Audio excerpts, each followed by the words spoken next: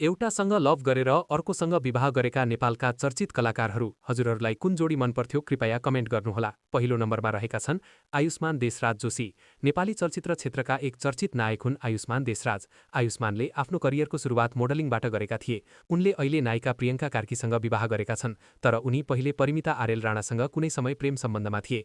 उनीहरू नेपाली फिल्म क्षेत्रका चर्चित पावर कपल मानिन्थे। निता ढुङ्गाना, नायिका निता ढुङ्गाना र नायक आमेश भण्डारी प्रेम सम्बन्धमा रहेका थिए। यो सम्बन्ध टुटेपछि उनले ज्योतिष हरिहर अधिकारीसँग विवाह गरिन्। श्रृङ्खला खतिवडा, मिस नेपाल 2018 श्रृङ्खला खतिवडा र ब्लगर सिसन बानिया प्रेम सम्बन्धमा रहेका थिए, तर श्रृङ्खला हाल कान्तिपुर मिडिया ग्रुपका प्रबन्ध निर्देशक सम्भव सिरोहियासँग विवाह गरेकी छिन्।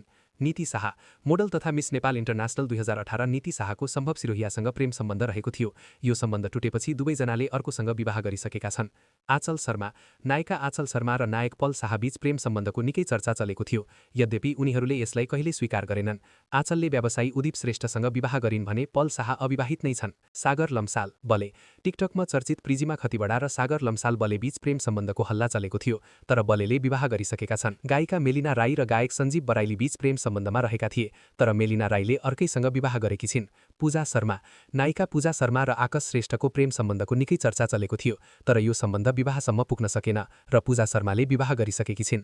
आर्यन सिग्देल, नायक आर्यन सिग्देलको नायिका नम्रता श्रेष्ठसँग प्रेम सम्बन्धको हल्ला चलेको थियो, तर उनले सपना भण्डारीसँग विवाह गरे।